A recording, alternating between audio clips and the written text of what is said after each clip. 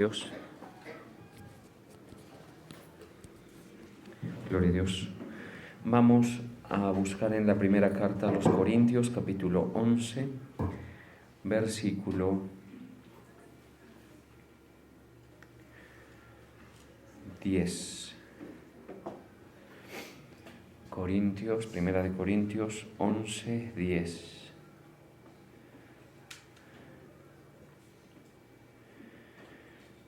Dice la palabra: por lo cual la mujer debe tener señal de autoridad sobre su cabeza, por causa de los ángeles. Señor, te damos gracias, te reconocemos, damos honor, reconocimiento a ti. Te alabamos, gracias por permitirnos estar en tu presencia, porque tú habitas en medio de la alabanza de tu pueblo.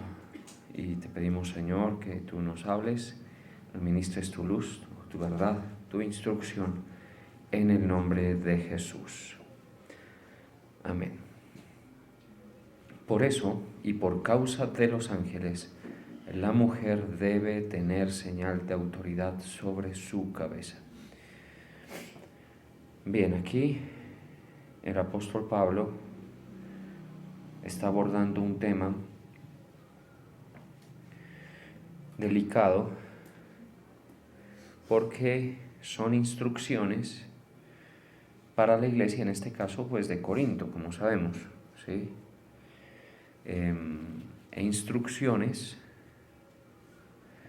en relación a la participación de las mujeres y de los hombres en el culto o en la actividad o en el servicio que se presta en la predicación de la palabra y en la asamblea de creyentes.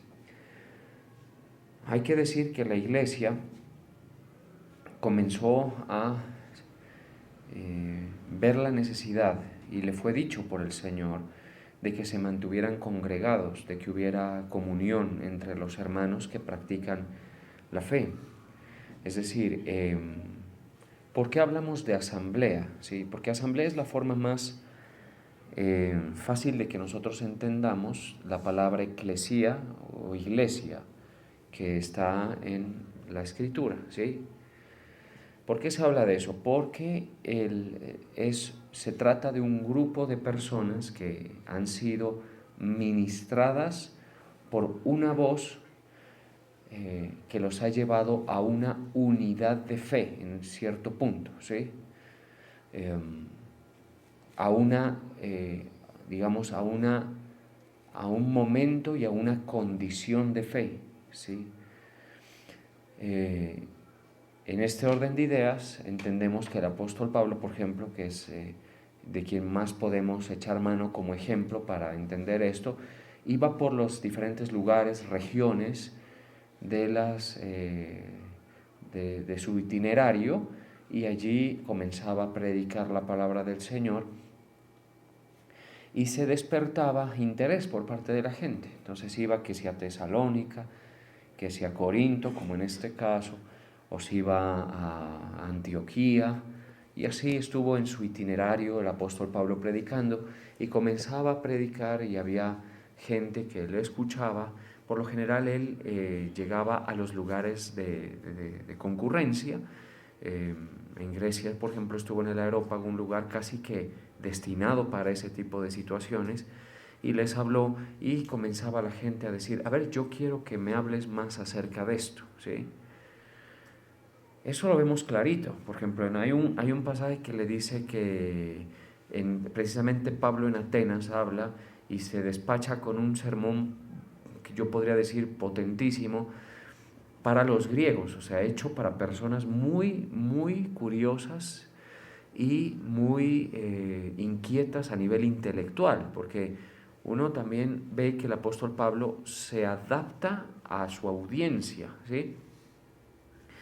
Y esa es la versatilidad que tiene él, notable, para tomar una forma de predicar y una forma de conducir las palabras y el contenido de sus mensajes para cada grupo de gente, ¿sí? Como él era cultísimo, era más culto que los cultos de su tiempo, porque se sabe que en los tiempos de él, los judíos no era que resaltaran tanto por su condición así académica, aunque pues hay un claustro, sí, ahí están los fariseos, los maestros de la ley, pero más que todo los helenistas, los griegos sí eran muy inquietos con esto y también orgullosos de digamos, de sus logros filosóficos, digámoslo así. Entonces él se toma el Areópago y comienza a hablar, y ahí está en Hechos 26, quien quiera puede leer ese sermón fuertísimo que el apóstol Pablo da. Y hacia el final del sermón le dicen, yo quisiera escuchar más de esto. Y otros, en cambio, le decían, ya te oiremos en otro momento, charlatán o burlador, va, palabras más, palabras menos. Porque obviamente el sermón, independientemente de los caminos que tome y de los recursos que tome, tiene que terminar en decir lo que es la parte central del sermón, y es que Cristo murió por nuestros pecados conforme a las Escrituras y resucitó al tercer día conforme a las Escrituras. Ese es el Evangelio, ¿estamos de acuerdo? La resurrección a los del Areópago, a algunos del Areópago les generó una muy grande dificultad para ser aceptada, ¿sí? Les generó mucha dificultad, y con razón, porque no es un tema fácil, ¿no? Indudablemente,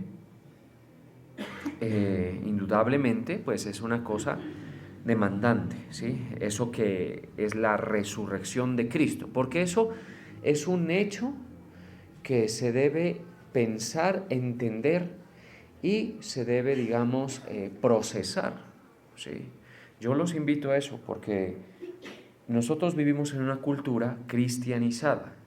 ¿Qué significa eso? Que está adaptada a escuchar cosas como que Jesús resucitó, como que Jesús, como que María. Ahora, obviamente esta cultura acentúa en el tema, por ejemplo, de María, acentúa en el tema, por ejemplo, de toda la tradición católica, y entonces la gente vive como en una especie de familiaridad con esos conceptos. Pero piense un momento en la resurrección, porque la resurrección es un improbable biológico, ¿sí? La resurrección es un imposible racional, ¿sí? La resurrección es un acto, es una situación, que es un planteamiento que desafía todo lo que el hombre cree o piensa a la parte más profunda de su pensamiento. ¿Estamos de acuerdo? Por ejemplo, una de las cosas que plantea la resurrección es que el cuerpo vuelve a tomar vida, ¿sí? Y eso es algo que las culturas que nos hemos acostumbrado a ver la muerte como algo normal, pues es casi que uno lo considera, no sé, yo no sé si me doy a entender, pero es como un absurdo eso, ¿sí? Es un absurdo, uno dice, ¿no? ¿Cómo es eso posible? ¿Sí? Porque usted, por ejemplo, se le muere a alguien, lo sufre, lo llora, cuando lo quiso, obviamente, y de ahí en adelante usted sigue con su vida y sabe que eso ya es parte de la vida y listo. Y usted no está pensando en que le resuciten al tío, ni está pensando en que... Nada. Obviamente hay dolores de dolores, ¿no? Por ejemplo, en el caso de la hija de Jairo, del principal de la sinagoga, vemos que Jairo aborda a Cristo, pero para que la sane, no para que la resucite. ¿Estamos de acuerdo? Porque la resurrección era algo, hasta allá no puede llegar nadie, digámoslo así. En cambio, con la sanidad, digamos, podría ser algo más fácil de emular. Usted ve que, por ejemplo, usted va por las plazas de los pueblos, de las ciudades, y aparece uno que dice tener algún qué sé yo, alguna poción, algún líquido, alguna cosa, que se eche esto y que una cosa, y aparecen sanadores de pueblo, digamos, ¿no? Y a veces hasta por cosas que yo no puedo explicar, logran cierta visibilidad y reconocimiento, ¿sí? La gente en su ignorancia acude a estas figurillas, ¿sí? Desconociendo que incluso les pueden llevar a acercarse a territorios de ocultismo severos. recuerdo el caso de una niña que me fue traída aquí, después de hablar con quienes estaban involucrados en el caso. Y esa niña que fue traída, le fue dicho por un guía espiritual, llamémosle así, ¿sí? Le fue dicho que ella tenía un espanto, una cosa así, porque estaba con sus ojitos un tanto perdidos, con su mente un poco desconectada, había perdido destreza, estaba como así, como un poquito ida, digámoslo así. Y entonces la persona que me comentó, que se congrega por supuesto aquí, dijo, se trata de una sobrina, y le dicen que el chamán a la 8ª sesión la cura. ¿Y cuántas van? Dijeron 2, algo así. La persona está aquí, así que si hay algún detalle que se me pasa, pues... Pero en gran parte sabe que son las cosas así. ¿Qué hacemos, pastor? Dijo, ¿qué hacemos? ¿Sí? Entonces, que tiene un espanto, que tiene una cosa y que hasta la 8ª se la cura. ¿Sí? Cuando esa persona fue traída, yo ensayé, yo dije, a ver, vamos a ver si es un espanto, porque como yo tengo autoridad, y de eso se va a tratar la prédica hoy, ¿sí? La autoridad delegada para hacer ese tipo de operaciones, traje, y comencé a hacer lo típico que uno comienza a hacer. Pues les comento que esa niñita no reaccionó. Yo le hablaba de Jesús y no tiene ningún problema, o sea, porque los demonios tienen problema con ese nombre, ¿estamos de acuerdo? Recuerdo en otra ocasión, estaba en una prédica y comencé a hablar y comenzó la manifestación espiritual de una persona poseída que estaba allí. Y pero en este caso nada de eso pasaba. Y yo le dije, a ver, que camine de aquí hasta allá, camina hacia donde está tu madre, camina hacia donde... Yo les dije, esto no es espiritual. Esto es un tema casi que les puedo decir neurológico. Y remití ese tema. Y si hay algo de lo que yo me siento satisfecho es de haber hecho eso. Porque yo me puedo sumar a la cadena de charlatanes que hay en este mundo que dicen, no, sígala trayendo, que a la 8ª se la curo. ¿Sí? ¿Sí? O a la 2ª, o como dicen por ahí, la 3ª es la vencida. ¿Sí? Pero no, yo sé, por ejemplo, que yo así el don de sanidades yo no tengo. ¿Estamos de acuerdo? Obviamente el Señor ha operado en oración, en petición, milagros de sanidad, tanto aquí en la iglesia como bajo mi oración, pero no es algo que yo diga, uy, yo soy el sanador. No tengo ese poder de Dios dado, pero sí, por ejemplo, puedo liberar. Eso sí es indiscutible, lo he hecho por años. Sí, entonces yo dije, no, ese no es. ¿Qué le pongo yo a votar corriente? Les dije, miren, si ustedes, ojalá me escuchen, le dije, ¿sí? Se vayan ya mismo a urgencias y que obtengan un diagnóstico. En cuestión de horas tuvieron un diagnóstico, un cáncer severo, un tumor en el tallo cerebral complejísimo, que estaba apenas asomando y apenas estaba asfixiando esas funciones motoras y cognitivas de la criatura. Fui, prediqué, oramos, todo eso. Finalmente, la niña falleció ya. Fue una carrera contra el tiempo, de mucho sufrimiento, se habló la palabra de Dios y ya. Pero ¿qué le quiero decir?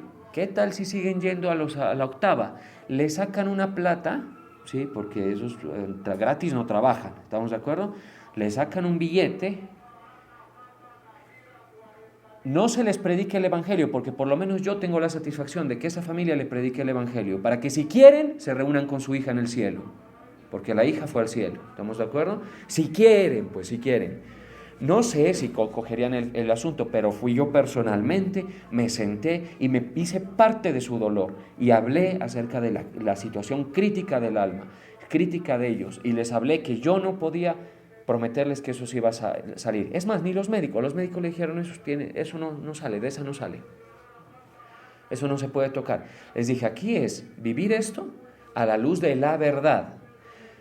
Que si no hubiesen venido, igual se hubiese muerto, cualquiera diría, ¿no? Sí, claro, pero no es lo mismo. No es lo mismo porque aquí estuvieron cerca de la verdad. Una verdad lo suficientemente clara para que yo viera dónde remitir esa muchacha. ¿Estamos de acuerdo? Porque esa es la cosa que pasa cuando uno cuando uno quiere servir a la gente, uno no quiere aprovecharse de la gente. Bueno, entonces hubiesen pagado las 8 sesiones y no salía de esa, no salía. ¿Estamos de acuerdo? No se arreglaba el asunto. Entonces, esos son temas complicados, pero sí se da cuenta que aparecen figurillas de sanadores, de una cosa que yo puedo, que una cosa, que lo oren, que lo soben, que lo hagan, todo eso, las hierbas, que todo eso. Eso es, por ejemplo, un territorio prohibido para nosotros los cristianos, aun cuando las cosas que nos aquejen sean fuertes. Uno tiene derecho a la medicina, pues, que está vigente hoy en día, la medicina que tenemos. Incluso hay que tener cuidado mucho con esas medicinas alternativas, ¿no? Hay que tener mucho cuidado. Hay sus consideraciones acerca de eso. Bueno, pero con la resurrección, ¿quién se mete? ¿Quién se pone con eso? ¿Estamos de acuerdo? Sin embargo, todo sermón del Evangelio tiene que terminar ahí, planteándole a la gente ese asunto. ¿Estamos de acuerdo? Y Pablo terminó así. Entonces, cuando escucharon lo de la resurrección, dijo, no, eso no. Pero otros dijeron, a ver, espere, quiero escuchar más acerca de eso, de la resurrección, ¿sí? De la resurrección. Y al final del día estamos frente a una situación, y es que el apóstol Pablo, independientemente de las vueltas que le diera y los elementos que usara para dirigirse a una audiencia culta, una audiencia crítica, una audiencia pensante, porque yo sé que usted es pensante y por eso lo trato como lo trato, ¿sí? Por eso el sermón mío no es un insulto a su intelecto. Yo lo pongo a pensar en cosas desafiantes, pero son cosas que están probadas. Por ejemplo, la resurrección es un tema históricamente probado, ¿sí? ¿Cómo tú pruebas, por ejemplo, que hubo un evento histórico? ¿Cómo lo pruebas tú? Todos los eventos históricos que nos cuentan, la primera forma de probarlos es con testimonios de primera mano, digámoslo así, con fuentes de primer contacto que llaman, ¿sí? Ya no recuerdo el término que utilizan en derecho penal para eso, porque los testigos se pesan de acuerdo a eso, si son de oídas, si son de... Bueno, todo eso, ya no recuerdo.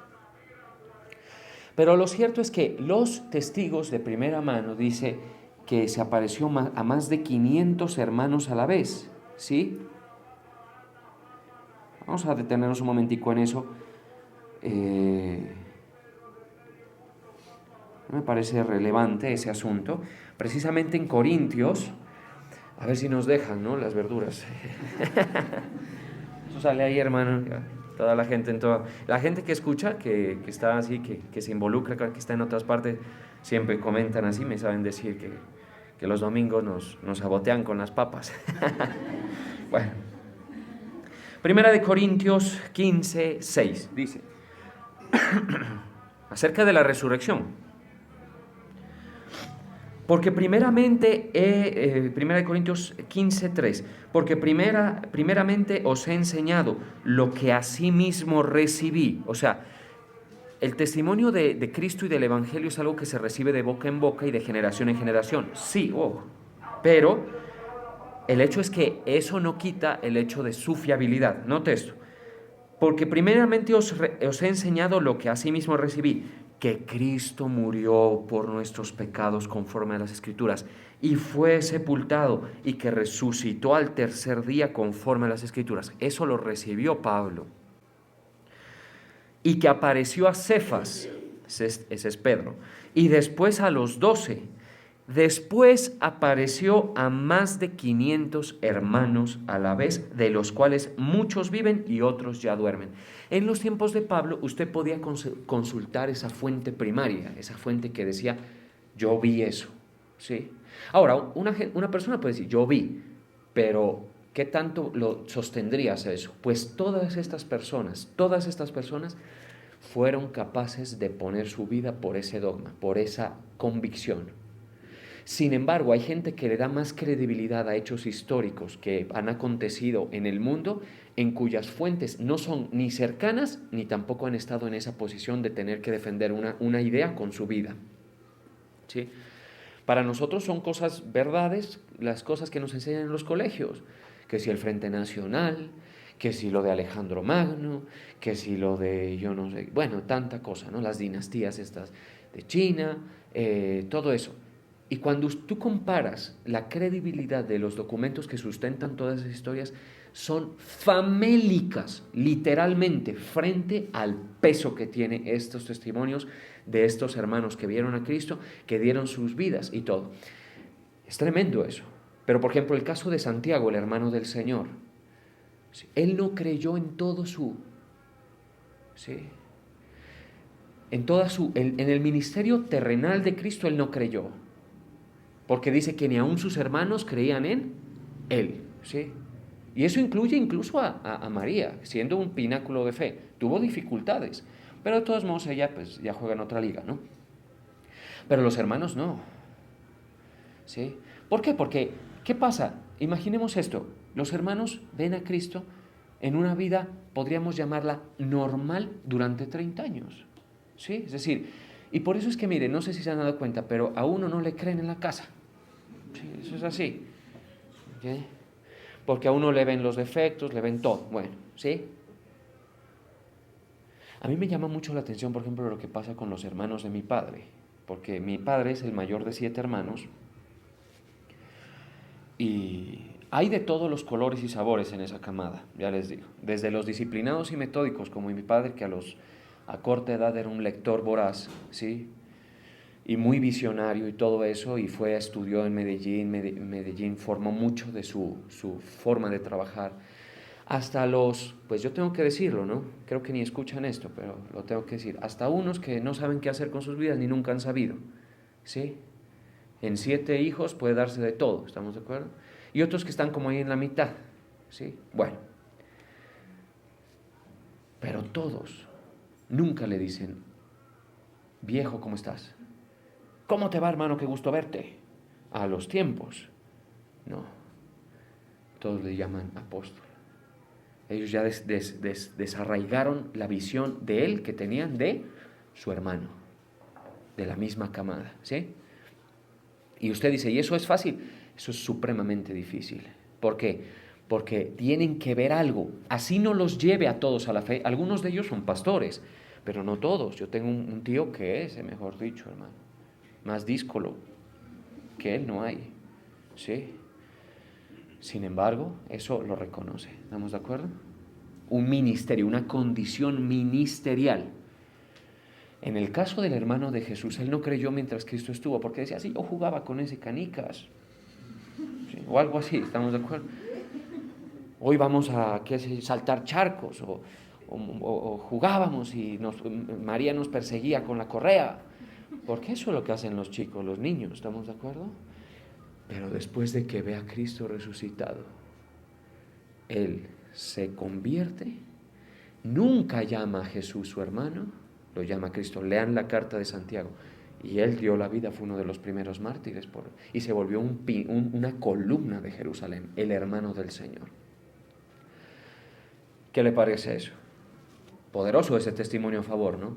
Ahora, todos los testimonios, principalmente los 4 registrados, los evangelios, que están registrados en la Escritura, son de primera mano y escritos en la primera generación de testigos de nuestro Señor Jesucristo, ¿sí? Ahora, si nos vamos a la parte arqueológica, también podría yo comentar algunas cosas en favor de toda esta historia. Por ejemplo, una de ellas es que una persona en yo no sé qué siglo en Jerusalén comenzó a hacer una excavación, porque allá usted sabe que Jerusalén ha tenido varios procesos de destrucción y reconstrucción. Entonces la arqueología ya es un tema profundísimo, o sea, es quizá una de las regiones con más riqueza arqueológica que hay. Yo estuve en Jerusalén y, por ejemplo, estaban expuestas algunas como especie de bóvedas a 7 o 10 metros bajo tierra, donde se podía ver, por ejemplo, casas de tiempos de Cristo, ¿sí? O, por ejemplo, también la casa del apóstol Pedro. O también, por ejemplo, los tinacos estos, las tinajas de la boda de Caná, ¿sí? Y uno dice todo eso, y uno cuando las ve dice, con razón es que la Biblia dice que así eran las cosas, de piedra y todo. Esas tinajas de las bodas de Canaán están ahí en Caná de Galilea, hoy en día están a servicio de quien las quiera ver, ¿sí? Pues en algún siglo, no recuerdo exactamente en cuál, me perdonarán, a alguien se le ocurrió hacer una excavación cuando comenzó a encontrar unos hallazgos de lo que podría haber sido la propiedad, un viñedo de un hombre rico, ¿sí? Y siguió excavando y siguió excavando cuando encontró una cosa que se asemejaba en localización y aspecto al lugar donde Cristo nuestro Señor fue enterrado. Y es por eso que nosotros tenemos una discrepancia fuerte con el catolicismo, porque ese es un lugar arqueológicamente mucho más probable. A ese lugar se le llama hoy el Jardín de la Tumba en Israel.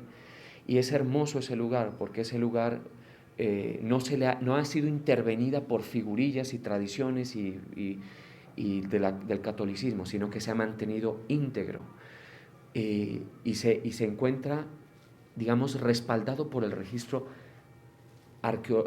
histórico y también del costumbrismo de su tiempo, para ser el potencial lugar más cercano al lugar donde Cristo murió y resucitó. Y adivinen que cuando vieron eso, estaba vacío su bóveda. ¿Qué les parece eso, iglesia? ¿Tremendo o no? Bueno, bien, gloria al Señor. Y nos podemos ir. A eso le podríamos aumentar las vidas cambiadas a lo largo de los siglos. Y la gente que, por ejemplo, soportó llamas en el medioevo por defender una verdad. Porque la convicción de Cristo, cuando entra a tu vida y el Espíritu Santo está en ti, hermano, eso es una cosa viva, eso no es algo que se puede ocultar. Por eso son 2000 y pico de años de historia, donde la iglesia ha tenido una sucesión invisible, pero la ha tenido. ¿Estamos de acuerdo? Y hasta el día de hoy estamos predicando, miren, en estos lugares acerca de Cristo y su programa de salvación. ¿Sí? Es una cosa maravillosa. Pero el tema central, mis hermanos, es la resurrección de los muertos. Ese es el tema central. ¿Sí? Porque si Cristo nos resucitó, somos más miserables que cualquier persona. Sí, así lo dice Pablo, si Cristo nos resucitó. Ahora, Pablo se pasa de ser un perseguidor de esa fe a ser un defensor inmejorable. ¿Sí? Todo eso son aspectos importantes que nosotros debemos tener en cuenta. Entonces, el apóstol Pablo viene hablando acerca de todo eso, básicamente, ¿sí? Y ¿qué es lo que se pretende sostener con todo esto? Que esa es la fe que nos tenemos en común. Por eso la vida del hombre cambia, porque el pensamiento es desafiado en la parte más interna, en la parte más difícil, acerca de la resurrección.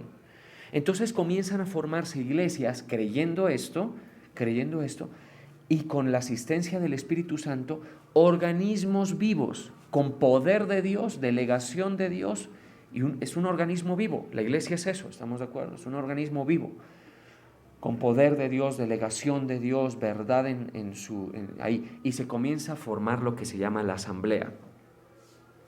Dentro de la asamblea comienza la gente pues a desarrollar su función, porque hay que decir esto, y aquí esto va con usted y obviamente también conmigo. Todo creyente en Cristo Jesús se vuelve miembro de un cuerpo. Y ese miembro de un cuerpo tiene que tener una función. Entonces, en el pasaje que vimos, 1 Corintios 15, habían mujeres que profetizaban, mujeres que servían de una forma u otra, y se hizo necesario que el apóstol Pablo hablara acerca de eso y de establecer ciertos criterios para que eso funcionara correctamente, ¿sí? Porque el hecho de que Dios esté en esta asamblea, en la iglesia de Cristo viva, la iglesia que es perseguida y no muere, por ejemplo, la iglesia que escondió y que resguardó los manuscritos originales, la iglesia que ora por los gobernantes, todo eso, esa iglesia necesita ser regulada en sus cosas, ¿estamos de acuerdo? Porque lo primero que hay que entender es que la iglesia está bajo la autoridad ¿de quién? De Dios. Sí. ¿Recuerdan que les dije acerca de Jacobo, el hermano del Señor, quien es el mismo Santiago? En 1 Corintios 15:7 dice, después apareció a Jacobo, ahí se convirtió Jacobo. Sí. Él ha de haber dicho, hermano. No, espera. Desde ahí ya no lo vio más como un hermano. Después a todos los apóstoles. Y al último de todos, como un abortivo, me apareció a mí. Y al apóstol Pablo se le apareció. Sí. Bien, pero entonces en el pasaje que iniciamos, vamos a volver allá, que creo que era el 11, ¿cierto? Sí. Habla acerca del atavío de las mujeres. Y aquí surge un tema importante para la asamblea, ¿sí? Para la asamblea de creyentes. Dice, quiero que sepáis que Cristo es la cabeza de todo varón, y el varón es la cabeza de la mujer, y Dios la cabeza de Cristo. Todo varón que ora o profetiza con la cabeza cubierta afrenta su cabeza. Pero toda mujer que ora o profetiza con la cabeza descubierta afrenta su cabeza, porque lo mismo es si se hubiese rapado.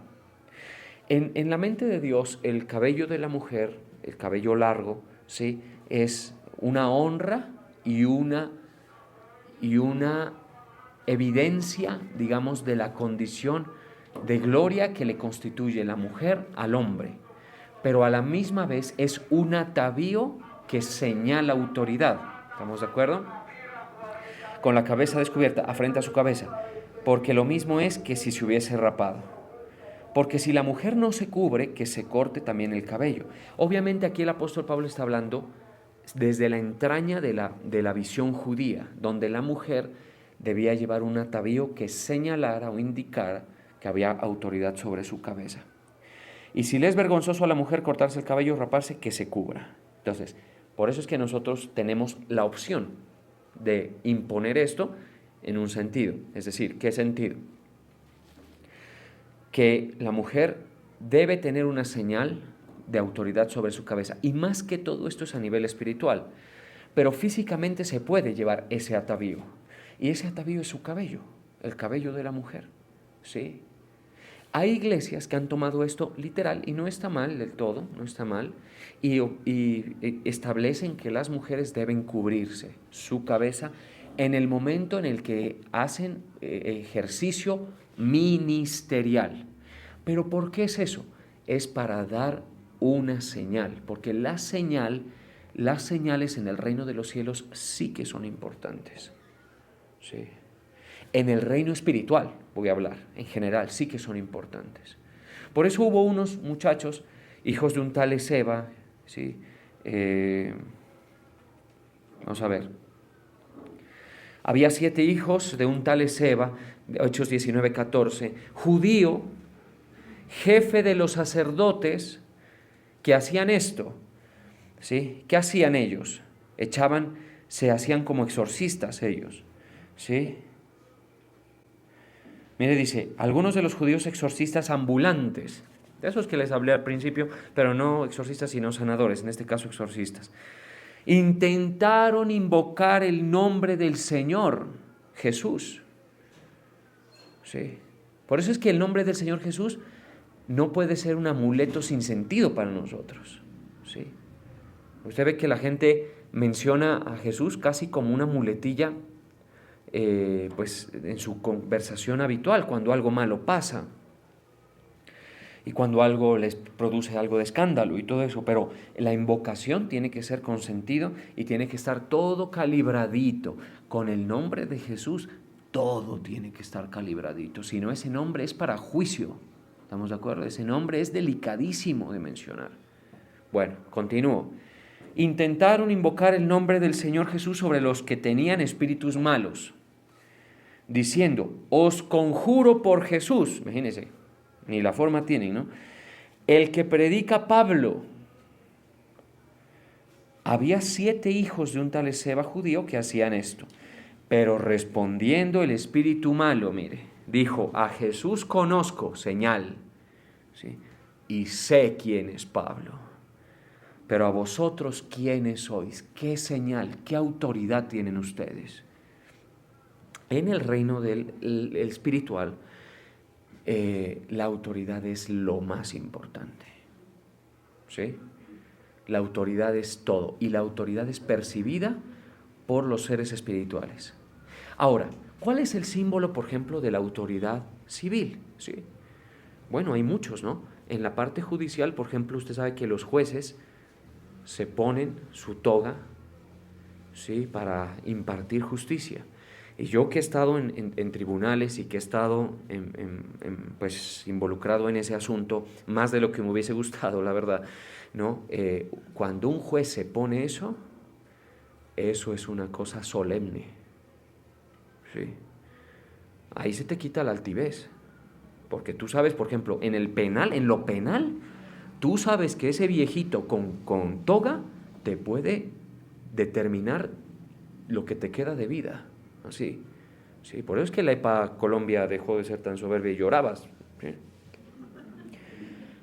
Porque que lo diga un juez es otra cosa, ¿estamos de acuerdo? El juez dice tantos años, y así sean pocos, porque en el caso de ella son pocos, pero puede llorar, puede patear, puede pelear, puede hacer todo, pero el juez tiene la toga puesta. Es la señal, ¿se da cuenta?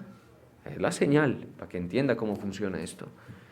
¿Sí? Algo similar ocurre con los policías de tránsito, ¿sí? Que uno los ve y aunque no le pasen muy buenos pensamientos por la cabeza, dice que no se le vaya a hacer por pararme, porque arrincónese, porque donde él se ponga, ¿sí? Esa es la señal, ¿cierto? La señal. En realidad eso es tan conveniente, el mundo necesita autoridad. El mundo necesita contrapeso entre el bien y el mal, porque es creación de Dios. Por eso es que el hombre, aunque está en la impiedad, la autoridad la ve necesaria. Sin autoridad.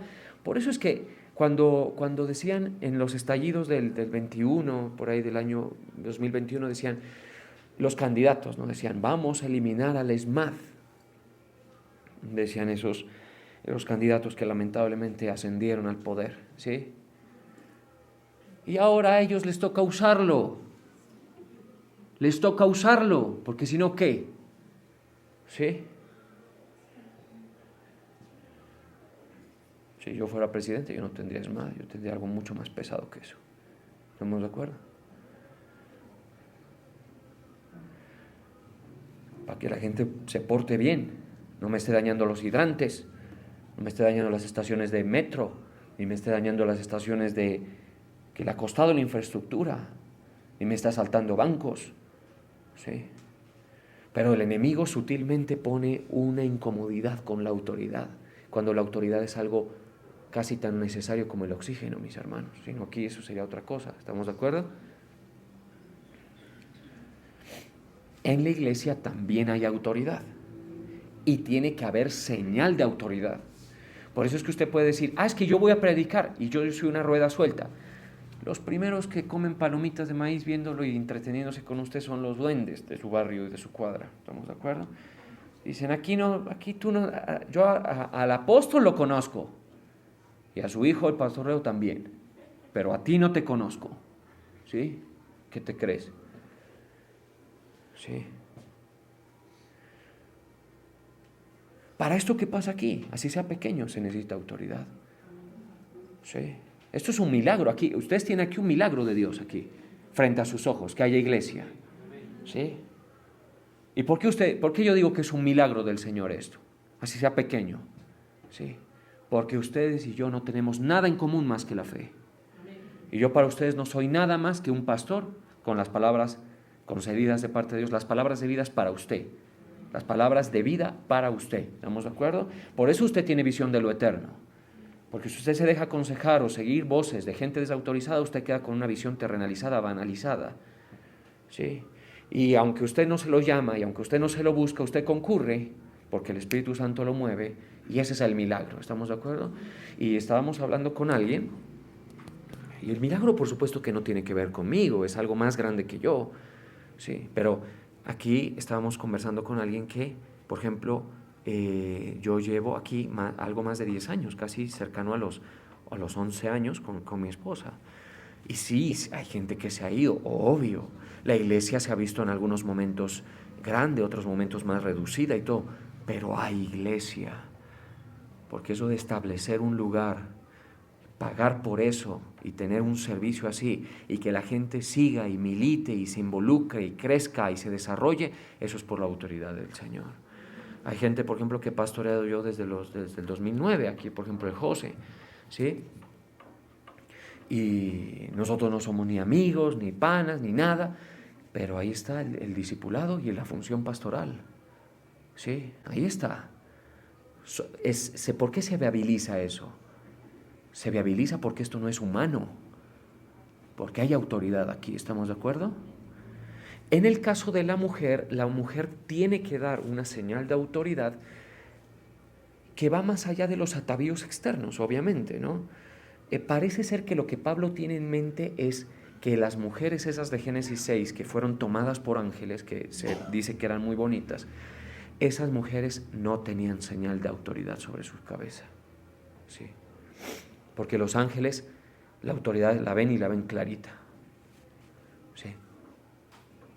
La entienden. Por eso los ángeles pelean entre ellos, entre principados y ángeles. Si quiere que se lo demuestre, vamos a revisarlo.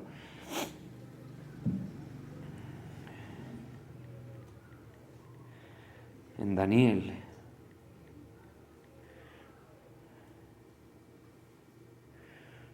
A ver. Deme un ratico. Sí, en el libro de Daniel. Mire lo que dice. En Daniel. Ay, sí, bueno. Probablemente es ese, pero me sirve. Daniel 12:1 dice, en aquel tiempo se levantará Miguel, el gran príncipe que está de parte de los hijos de tu pueblo. Y este mismo Miguel es el que pelea con otra entidad en ese mismo libro de Daniel. Si alguien lo encuentra, me ayuda, por favor. Me ayudaría, porque en versos anteriores habla de este mismo Miguel que está peleando.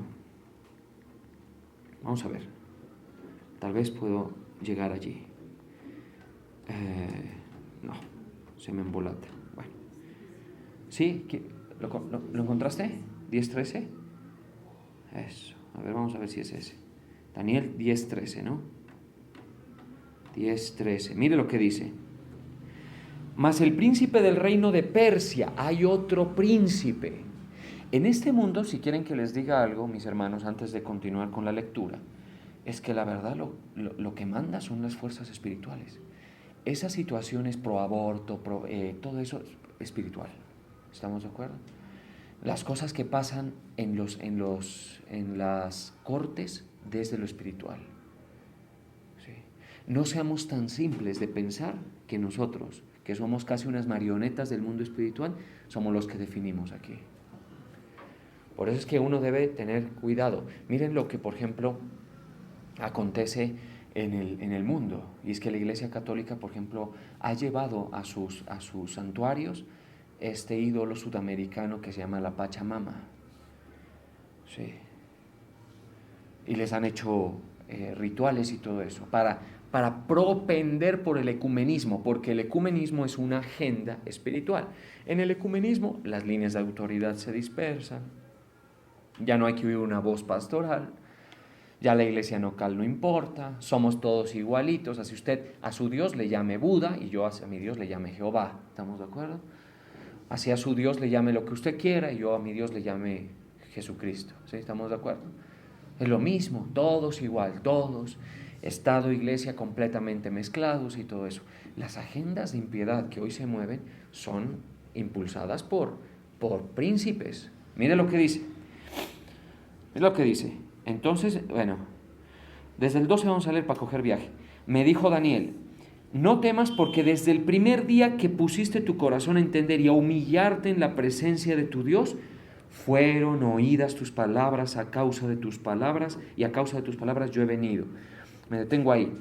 ¿Humillarse ante qué, señores? ¿Uno cómo se relaciona exitosamente con el Señor?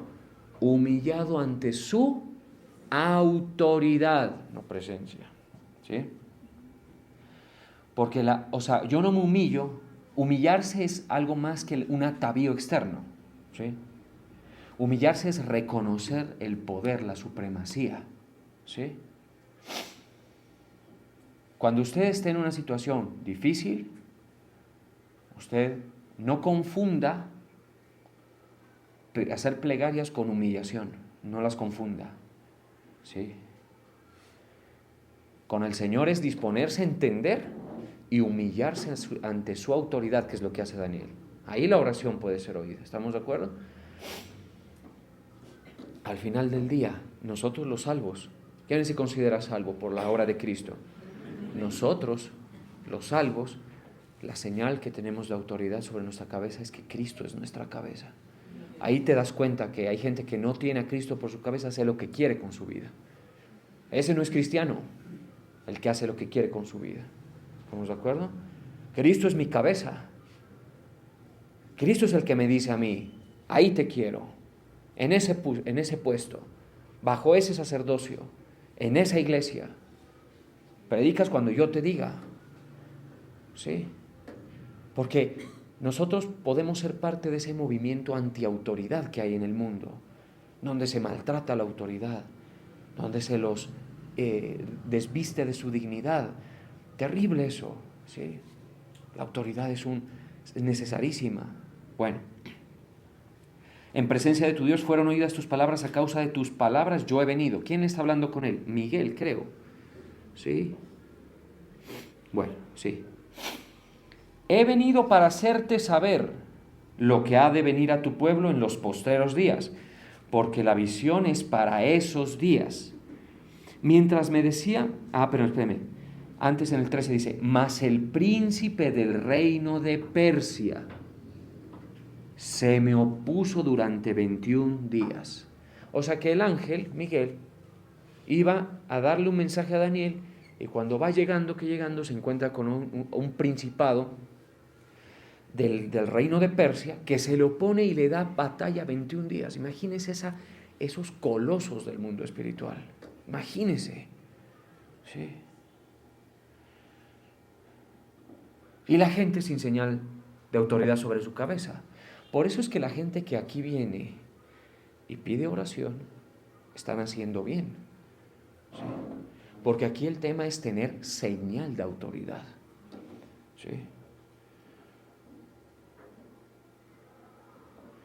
Cuando uno ora y el discípulo en realidad está en una actitud de reconocimiento de esa autoridad de Dios en uno, ahí es cuando se transfiere ese favor y gracia que Dios puede despachar ante la petición, ante una oración.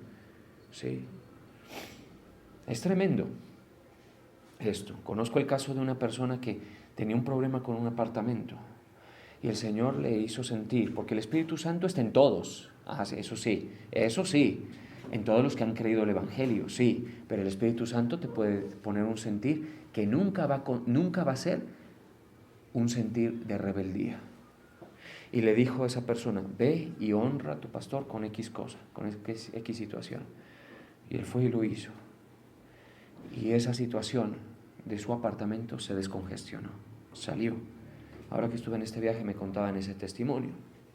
Y uno dice, ¿y por qué? Sencillo, mi hermano. No es que el pastor sea revestido con excelencia, no. Es que cuando tú tienes la fe para entender las señales de autoridad, más allá de lo externo, más que todo en lo interno, ahí es cuando comienza a canalizarse hacia ti el poder, la gracia, las facultades para poderle dar batalla a las situaciones del mundo, y más en lo que al ministerio respecta, que es un tema que solamente puede ser viable solo y por la autoridad ministerial. ¿Sí? Nuestro ministerio tiene carrera en eso, hemos aprendido, pero yo tengo que enseñarlo y seguir enfatizando porque hay gente nueva, bendito sea el Señor. Bueno, mas el príncipe del reino de Persia se me opuso durante 21 días, o sea, que aún las respuestas a la oración se encuentran conflicto en los aires, en la parte espiritual, para que venga cualquier persona a decir yo no reconozco autoridad. Siguen jugando balón con usted los demonios, ¿sí? Lo tienen pateándole para un lado para otro y lo peor que usted es el balón, ¿sí? Así es. Cuando la gente dice, no, yo solito, cualquier cosa, lo embolatan, ¿sí? Ellos no reconocen nada, sino solamente señal. Cuando ven la señal de un salvo, la sangre de Cristo, que es la propiciación por nuestros pecados, la ven cubierta. Sí. Por eso es que, por ejemplo, yo en el lugar donde vivo, obvio que sé que hay presencias. O sea, eso es, mejor dicho, eso son siglos de cosas que hay ahí enterradas. Sí. A mi empleada la asustaban, pero a mí no. ¿Vamos de acuerdo? Decía, no, y que vivo aquí a poquitos metros de un cementerio, tranquilo. A este pueblo llegó la autoridad de Cristo. ¿Estamos de acuerdo? Llegó una persona revestida. Sí. Hay un cerco de protección. ¿Quiénes lo ve? Satanás lo ve, dice, ese tiene un cerco. Ese tiene un cerco. Y le dice a Dios, si lo quitas me voy contra él. Pero Dios dice, no, yo no se lo quito porque este no es tan templado como Job. Sí. Se lo dejo quietico ahí porque me ha honrado, porque ha creído mi palabra. Un cerco, ese cerco lo ve. ¿Quiere usted ese cerco? Encuentre su función en el cuerpo, bajo la autoridad que Dios le ha dado, en el lugar donde la palabra de Dios le fue dada y donde Cristo se le reveló. Que en el caso del 99% de los que están aquí, es aquí. ¿Estamos de acuerdo? Bueno. Entender y humillarte en la presencia de, dice, 21 días, pero he aquí Miguel, uno de los principales príncipes. Parece ser una conversación más compleja de lo que estoy yo explicando. Uno de los principales príncipes vino para ayudarme. Y quedé allí con los reyes de Persia. Y 21 días después ya se afloja la situación. Imagínense el asunto. Vamos a orar.